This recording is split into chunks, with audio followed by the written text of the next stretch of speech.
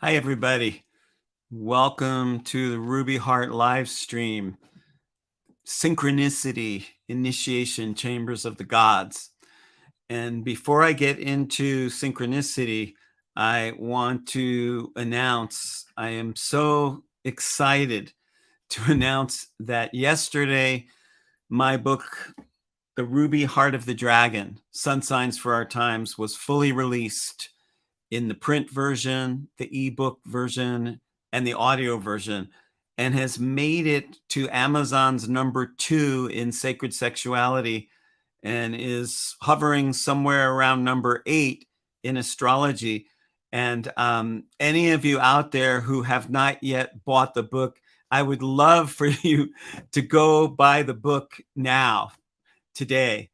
And that might push us up in the algorithms for Amazon up to #1, which gives us a lot of clout and special privilege. And so psyched to share this book with the world. It was a pure labor of love. It took me 4 years and 3 months to write, 7 days a week, but it really took me my whole life to live. And I'm just ecstatic to be able to share it with the world. And here it is. Here's what it looks like. The Ruby Heart of the Dragon, Sun Signs for Our Times. I myself recorded the audio version, and I can't tell you, I had such a blast performing that book in my friend's studio here in Vermont.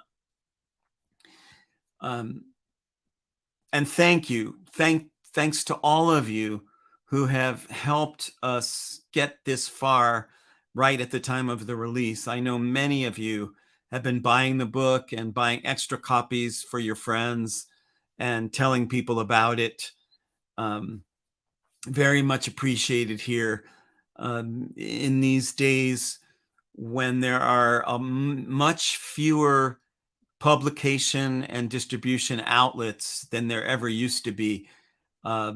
I'm making a broad, heartfelt appeal to please buy my book now, because if we can get enough sales going during the rest of today, I think we can make it to the #1 Amazon, and we get special dispensation and clout and reputation. And so I'm really making a heartfelt commercial appeal to please buy The Ruby Heart of the Dragon, Sun Signs for Our Times. And today I'm going to address Synchronicity, Initiation Chambers of the Gods. And synchronicity is a word coined by Carl Jung. And like many spiritual words and mystical words, it has different meanings depending on how people use it. And I've also noticed that the synchronicity channel is often the first initiation that many people get into mysticism and spirituality. Some people, it seems, barely get past the synchronicity stage. And it's understandable because it can really instill a sense of wonder in someone who's young in years, or someone who's new to the mystical path. It seems like synchronicity is one of the ways that the gods use to catch our attention. It certainly was that way for me. It was synchronicities, along with some of the deep revelations of my earliest acid trips when I was 16 years old in the early 1970s, that really made me feel something else is going on here besides the way that they tell you everything is. And I want to, for my first synchronicity of the day, I want to read you a section from the Sagittarius chapter of my book, The Unbound Glory of Sagittarius.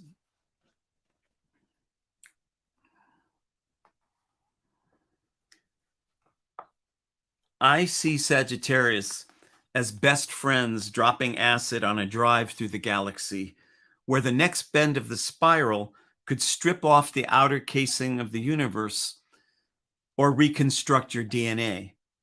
Best friends is close enough for travel buddies, yet not as karmic as lovers, lending grace to the excursion. If you keep your senses sharp, oil changed, and windshield clear, the boundaries between the ordinary and the miraculous may become much thinner than you think. In high school, I crossed such a boundary when hitchhiking to Boston, 150 miles away from my hometown of Stratford, Connecticut. I'd been regularly thumbing that route to visit my college lover, Sandra, but I'd skipped school so many times to see her, I'd gotten in hot water with my parents and teachers. So when Sandra phoned to ask if I wanted to go to a sold-out Johnny Winter concert scheduled for 2 weeks later at the Boston Garden, which her friend had gotten us tickets for, I said I'd love to, but had to pass. When the day of the concert came, though, as Johnny's lightning-streaked blues rock played in the back of my brain, I couldn't take it any longer.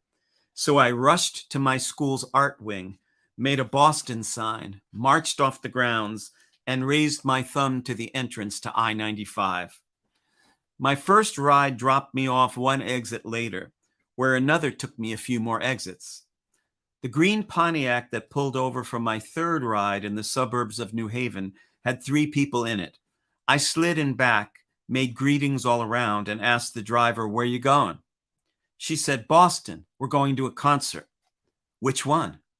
"Just the greatest guitarist on earth, Johnny Winter." "Oh, wow. You wouldn't happen to have an extra ticket? My girlfriend's going and I'd love to join her, but it's sold out." The driver shrugged.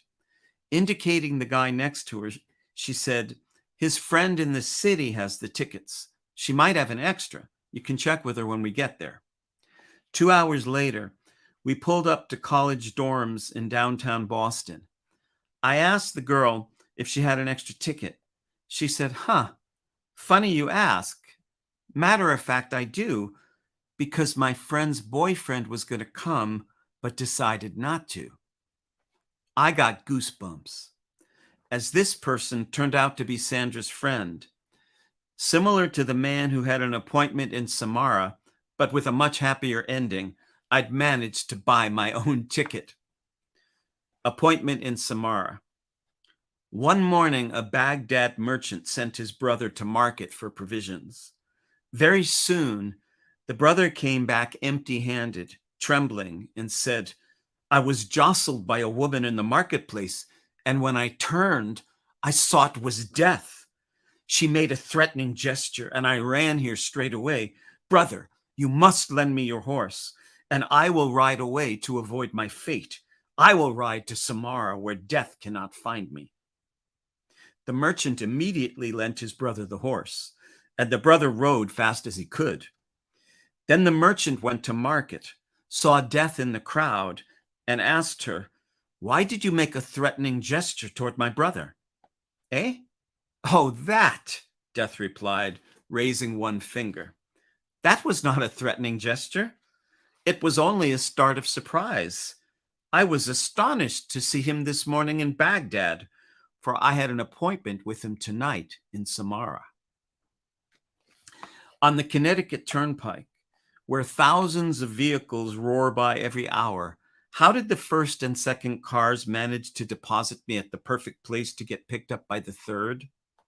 How did I happen to paint my sign and leave my school at just that moment? What were the people in the Pontiac doing beforehand that led them to depart precisely when they did? Statisticians could have a field day calculating the odds against this. This hitchhiking synchronicity was my initial clue that some larger design is at work in what I'd considered a random or capricious universe, a design I might have missed had I stayed in my classroom.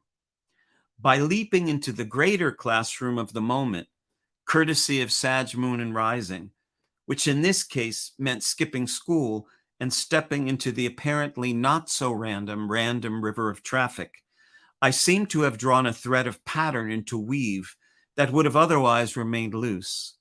Since then, I've stumbled into synchronicities even more amazing, which has shored up my sense of the grand design. Sagittarius is the force of change that propels you out of your familiar setting, like a hobbit sprung from the Shire. Like I said in that chapter, this was one of my initial clues that there is some grand design in the universe.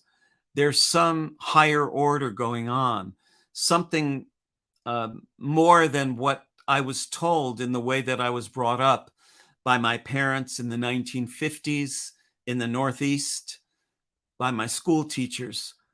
There was a kind of a magic that, because, you know, how many odds would be against me having gotten my own ticket that day? It just boggles the mind. And though I associate this with the Sagittarian chapter, the synchronicities are not limited to those of us with Sagittarius in our charts.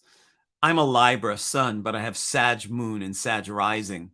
And I think that made me the kind of 16-year-old kid who would skip school and hitchhike to Boston to go see a concert with his college girlfriend.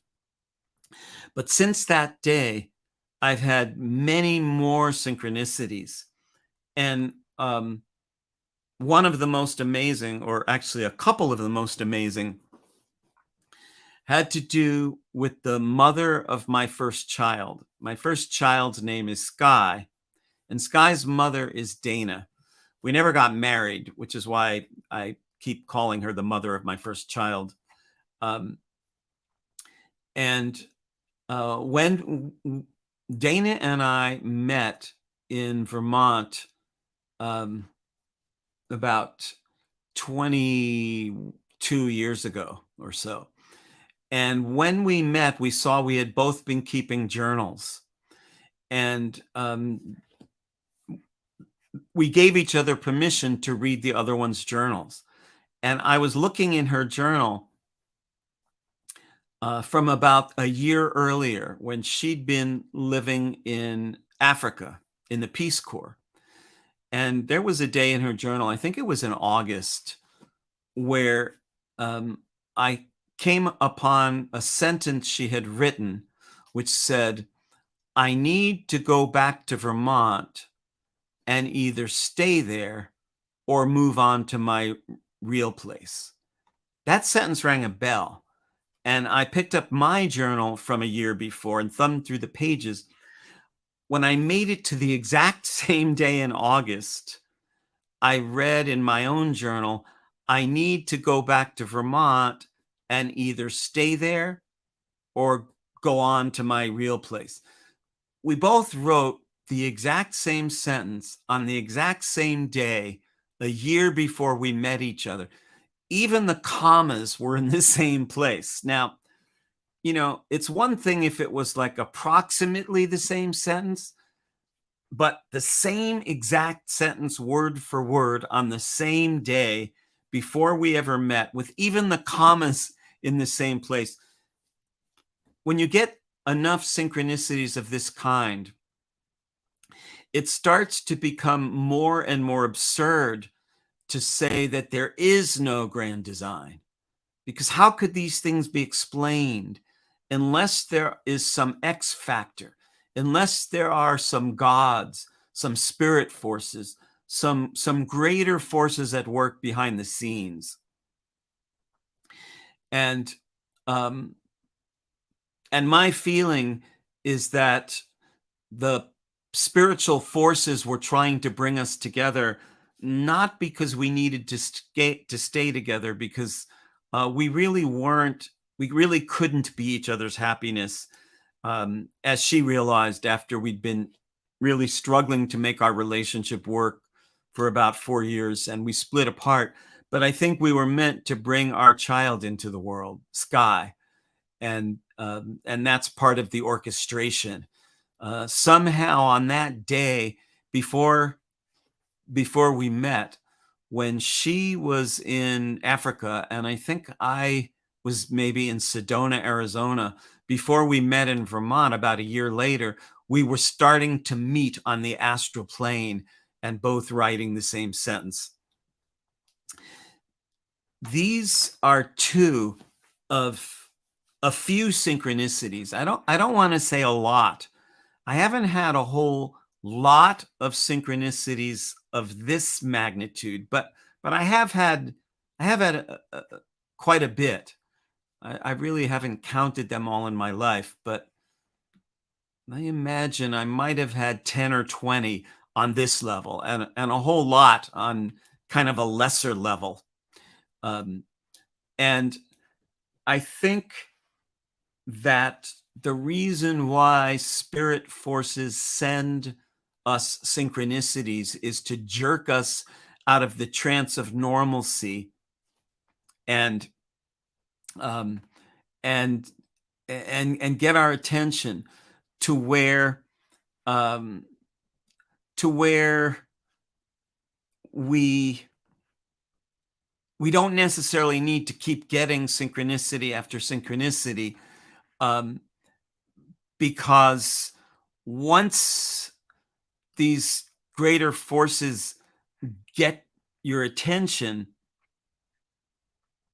it it seems as though it seems as though um, they might not need our sentence our synchronicities anymore. Now let me just check because I know um,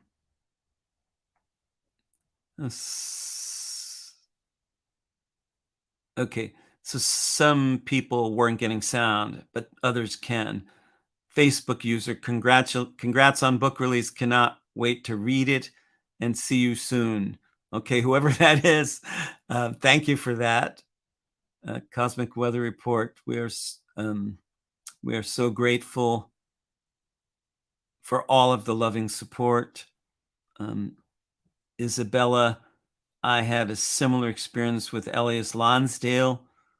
We have a remarkable daughter, a psychotherapist. And yay, Gemma, hey, love you. I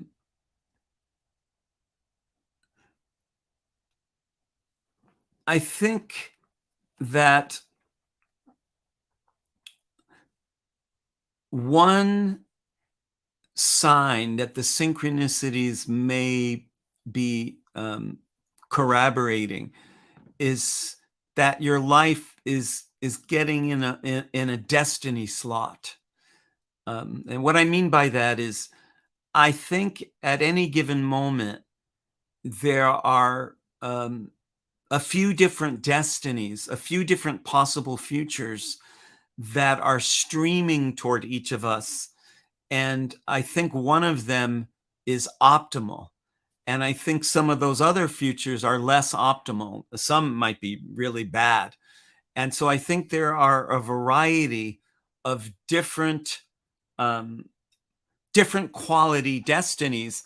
And I think perhaps some synchronicities are a sign that you're locking into your optimal destiny, or one of your more optimal destinies. You're not caught in a kind of backwater of futures. You're not spinning around an eddy. You're not spinning around a whirlpool. At least I like to take those kinds of synchronicities as that type of a sign that it was my destiny to see that Johnny Winter concert. That that doesn't sound like quite an earth-shaking destiny. I mean, I was about 17 years old.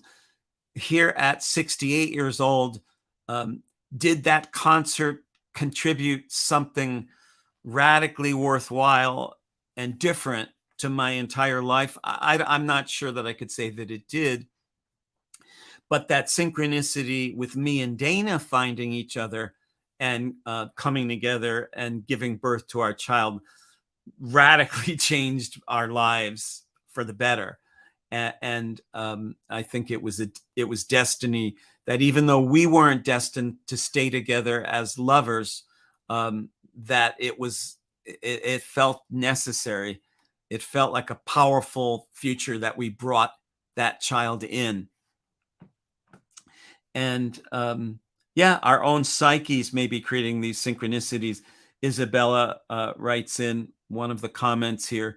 And I think probably it's a collaboration, that some part of ourself may be creating the synchronicities in tandem with others.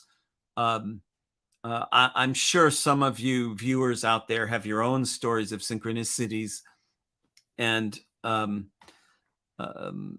I don't have anyone I can bring on to the stream yard today. My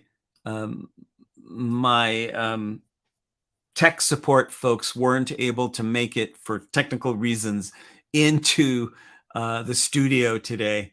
So I'm having to pull this one off by myself. I do want to say, please buy my book today. I'm so ecstatic to announce it came out yesterday. We did a live stream last night on Facebook. I'm going to be doing more live streams next week, next Wednesday, and I'm just so excited to have a group, actually 2 whole groups of support teams helping us, because we self-published this one. Unlike my first 2 books, which were published by Random House North Atlantic, this third one I decide to self-publish, and self-publishing sounds a lot more solitary than it really is, because I've probably recruited 20 or 30 people of different kinds to assist with the cover art, with the interior design, with the audio book recording, with the promotion.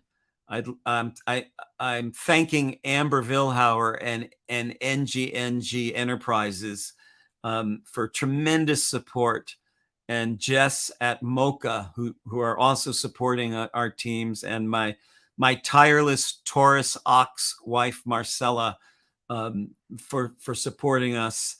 And the final link in the chain is you. So if you haven't bought the book yet, the rubyheartofthedragon.com is is a link you can use to buy it. And if you have bought it, maybe consider buying an extra copy for your friends or family. No one has ever looked at the zodiac the way that I have in this book. And it took everything I had to carve it in words. Every one of the 12 signs of the zodiac is going to get an entire makeover. For somebody who has never studied the zodiac, it's a great introduction. And for even professional astrologer friends of mine, said they've never seen the zodiac like this before. So whether you're brand new to the zodiac or have a little experience, or whether you're a professional astrologer, I'm going to take you on a ride. And even people who are not necessarily into astrology, I think are going to love this book, because I wrote it that way, and put every ounce of inspiration and magic into it. It can really wake you up to your own magic, to what you have inside. And today is a special day to buy it, because we're climbing up the Amazon rankings. We've made it to number 2 in sacred sexuality, because the book goes into sexuality. And we've made it somewhere around number 8 in astrology, which is quite a feat, because there are thousands of astrology books published and Amazon has access to. And so the print book, the audio book, and the ebook are all rising in the ranks. And most of you who've followed my work for 20 or 30 years, or even a few years, know that I've never gone commercial like this.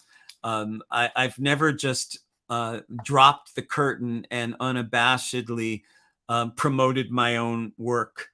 And oh, we've gotten to number 6 in astrology. The news is breaking in.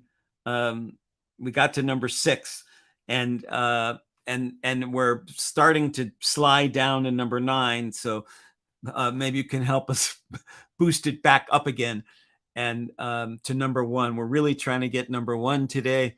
Like I said, I'm not usually comfortable pushing my own work this way, my classes and my readings. We do have room for new students to come into our 3-year chart study program. You can email me at markborax.com. You can go to my website. You can get my email. And if you're interested in finding out about our classes, I'm still doing readings in the autumn. I'm going to be doing a book talk, traveling around the country. First, I'll be going to Bend, Oregon, Ashland, Oregon in a couple weeks. Later in the summer, I'll be going to Boulder and Denver. And then in September, I'll be going in Northern California, doing readings and book talks. The book is called TheRubyHeartOfTheDragon.com. Thank you for following us. I'm so deeply thankful of so many of you who are sending in love and support and buying the book and talking about the book and joining us on our live streams. I'm deeply moved, deeply touched at this high water mark in my career. Been working many, many years to get here, and I'm happy that I'm still alive, and I'm happy to share it with you all. Thank you so much for all your support.